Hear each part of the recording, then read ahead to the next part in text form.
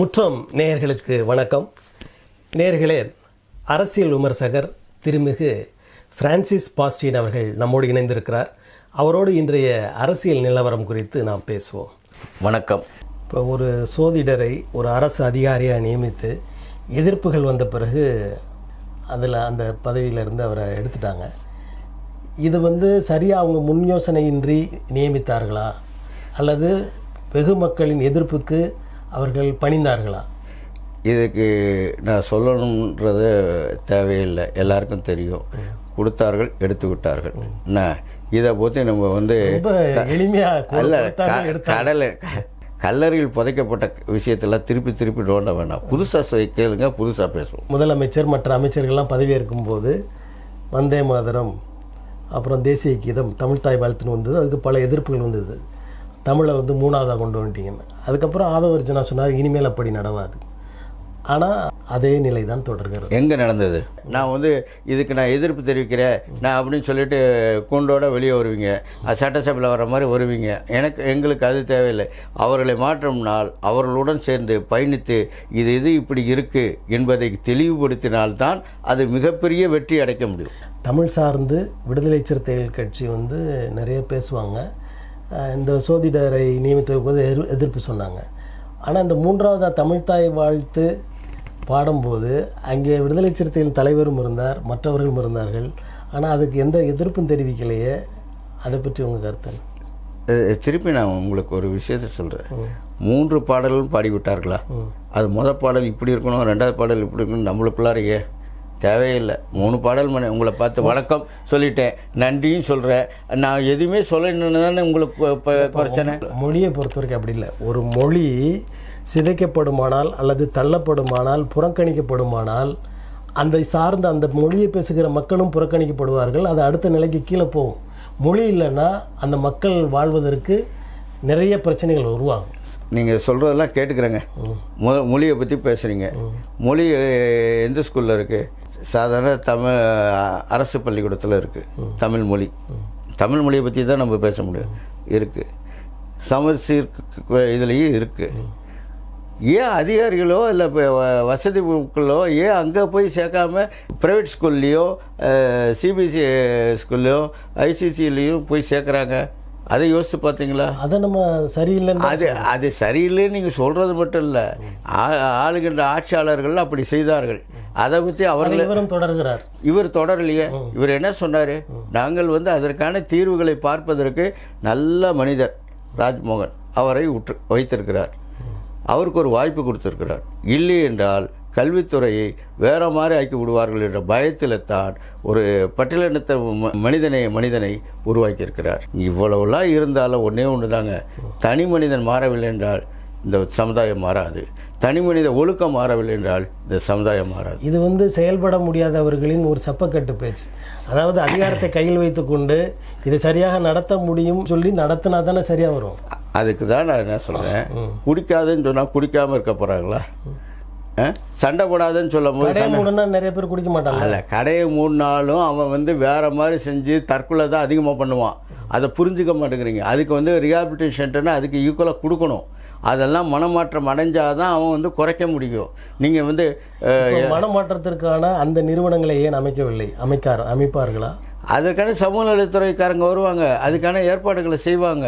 எல்லாமே சார், எல்லாமே வாய்ப்பே டைமே கொடுக்காம இதை செய்யலை அதை செய்யலை, 10 நாள் இதை செய்யலை அதை செய்யலை, முதல்வர் ஒன்றுமே பேசலை, இதுதான் உங்களுக்கு மனசில் ஓடுதுன்னா ஏன்னா அவர் மேல் உள்ள காய்மாறம், அதாவது பொறாமை, வெறுப்பு, இவைகளெல்லாம் கலந்து கொண்டு நீங்கள் இந்த தேசத்தை அவர் மட்டும் ஆட்சி செய்யக்கூடாது பல சோதனைகள் நடத்தினீர்கள்.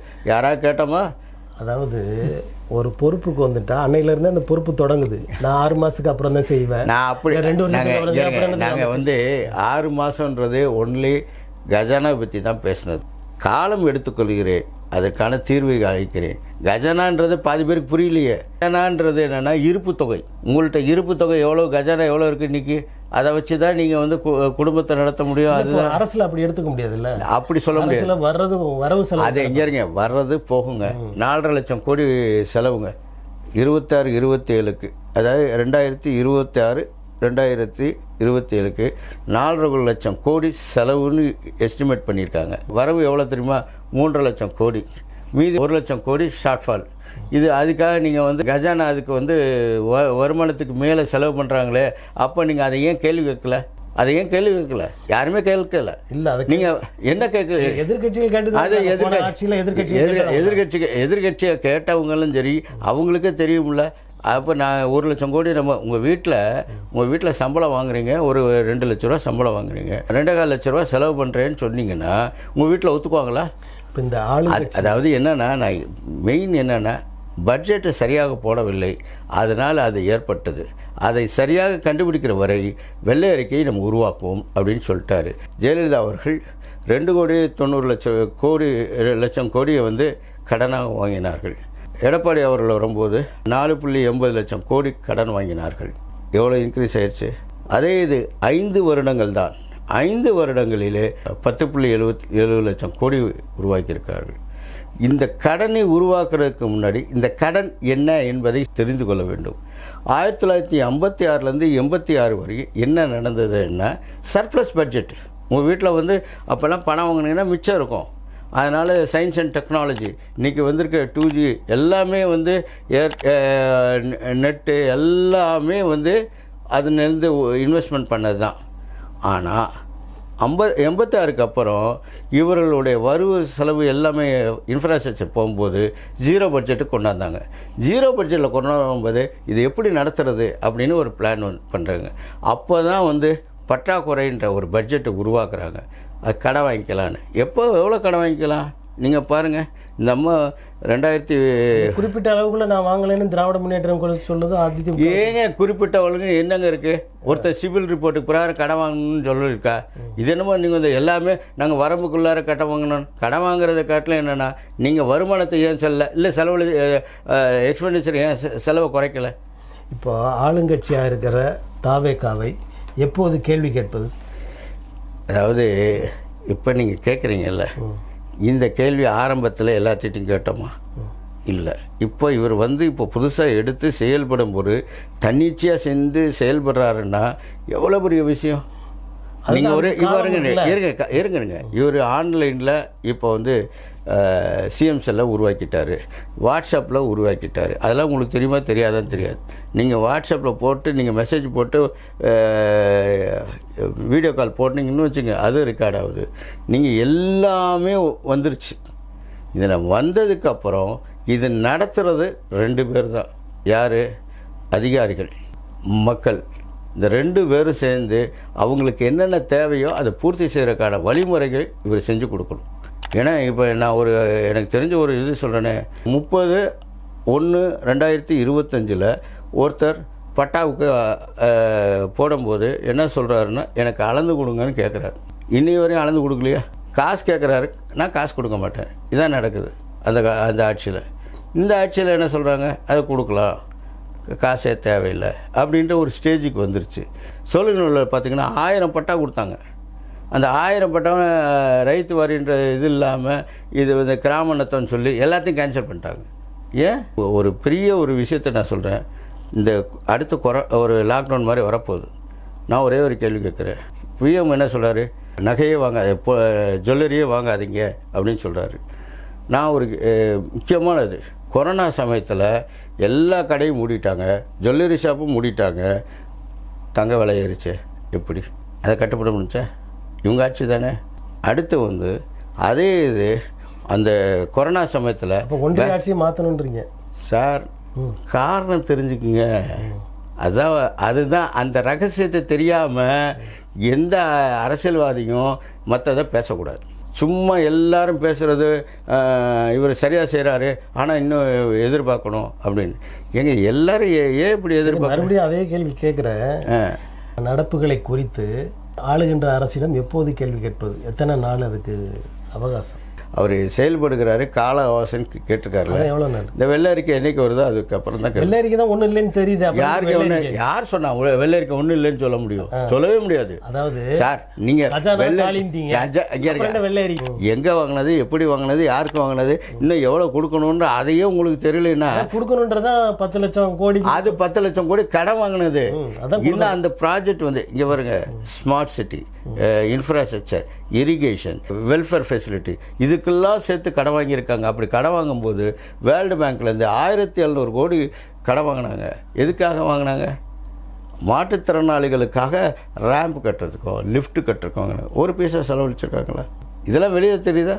இதெல்லாம் தெரியணும். நிர்வாகத்தை சரியாக நடத்துகிறோமோ இல்லையோ, ஏற்கனவே இருந்த அரசு செய்த தவறுகளை வெளிச்சம் போட்டு காட்ட வேண்டும் என்ற ஒரே நோக்கம் இல்லை. இவர்கள் அதே மாதிரி தவறை செய்யக்கூடாது என்பதற்காக தான் வெள்ளை அறிக்கை வருது. நீங்கள் ஏன் அவங்கள குற்றம் சொல்லி ஒன்று தெரிஞ்சுக்க வேண்டியதானே? இல்லை நீங்கள் தயவுசெய்து தப்பாக நினைக்கிறேன். நான் அவங்க மேலே நடவடிக்கை எடுக்கிறக்கோ குற்ற நடவடிக்கை எடுக்கிறக்கோ அவங்கள அவமானப்படுத்துறக்கோ நாங்கள் இல்லை. எங்களுக்கு தேவையில்லை. மக்கள் தெரிஞ்சுக்கிட்டாங்க, மக்கள் ஓட்டு போட்டாங்க, அதில் வந்துட்டோம். நீங்கள் அரசியல் விமர்சகரா தாவேக்காவோட கட்சிக்காரர்? தாவேக்கா கிடையாது, சமுதாயத்தில் நாங்கன்றது என்னன்னா, நான் பொதுமக்கள் யோசிக்கிறோம். நான் ஓட்டு போட்டேன், அதனால நான் போய் யோசிக்கிறேன். வெள்ளை அறிக்கை நீங்க பண்ண போறது இல்லை, அவங்க தானே கொடுக்க. சார் யார் கொடுத்தாலும் என்ன சார், உங்களுக்கு வந்து நலன் தானே சார். உங்கள் அசோசியேஷனில் நீங்கள் இருக்கீங்க, உங்கள் ஃப்ளாட்டு வந்து ஒரு 1600 ஃப்ளாட் இருக்குது. அந்த ஃப்ளாட்டில் எல்லோரும் மந்த்லி இது கொடுக்குறாங்க, மெயின்டெனன்ஸு. அப்புறம் வருஷத்துக்கு ஒரு தடவை பேச வேண்டாமா? அப்போ அது ஒரு வெள்ளை அறிக்கை இல்லையா வேணும்? அப்புறம் என்ன இது மாதிரி அதை நினச்சா ஏன் குற்றமுள்ள நெஞ்சு குறுகுறுக்கு ஐயோ வெள்ளை அறிக்கை கொடுக்கக்கூடியவரே என்ன பண்ணிட்டாரு? ஐயா எனக்கு இப்போதைக்கு காலத்தில் நான் கொஞ்சம் அரசியலேருந்து விலகுறேன்னு சொல்கிறேன். ஏன் சொல்லணும்? சரி, இப்போ நான் 3வது முறையாக மறுபடியும் கேட்குறேன். 3வது முறை இல்லை, 10 முறை கேட்டாலும் இதே பதில் தான். அதாவது ஆளுகின்ற அரசு எப்போது கேள்வி நான் தான் சொல்லிட்டேனே. அவங்க இந்த வெள்ளை அறிக்கையெல்லாம் முடிச்சுட்டு அக்கௌண்ட்ஸ் எல்லாம் சார் 5 வருஷம் அக்கௌண்ட்ஸை 1 மணி நேரத்தில் நீங்கள் பண்ண முடியுமா சொல்லுங்கள்? அதான் எத்தனை ஒரு இருங்க, நான் 5 இதை செய்வோம்னு நீங்கள் தீர்மானம் பண்ணுறவங்க இத்தனை நாட்களை செய்வோம்னு திட்ட முடியாது. ஃபினான்சியல் செக்ரட்டரி அதுக்கு தான் ஒரு இப்போ மினிஸ்டர் போட்டிருக்கோம். அவர் எடுத்து அந்த தணிக்கை குழு எல்லாம் வாங்கணும். சிஏஜிலாம் நீங்கள் ஏங்க சிஏஜிக்கெல்லாம் ரிப்போர்ட் எடுக்கலை? இதே ப்ராப்ளம் உங்களுடைய மத்திய அரசுலேயும். ஒரு குத்து மதிப்பாக ஒரு டைம் சொல்லுங்களேன். என்ன குத்து மதிப்பா? அதாவது நான் என்ன சொல்கிறது, எப்பெல்லாம் நீங்கள் பார்க்கணுன்னு நினைக்கிறீங்களோ அப்பெல்லாம் பார்க்கலாங்க. அவ்வளோதான் குத்து மதிப்பு. நன்றி. இந்த அரசு எவ்வாறு செயல்படுகிறது என்பதை பார்த்து கொண்டே இருப்போம். நன்றாக செயல்பட்டால் பாராட்டுவோம், தவறான பாதையில் சென்றால் திருத்துவதற்கு முயல்வோம். இவ்வளவு நேரம் எங்களோடு இணைந்து அரசியல் சூழல் பற்றி பேசியமைக்கு எங்களது நெஞ்சார்ந்த நன்றியை தெரிவித்துக் கொள்கிறோம். நேயர்களே, அடுத்த ஒரு நிகழ்வில் வேறொரு ஆளுமையோடு சந்திப்போம். நன்றி, வணக்கம்.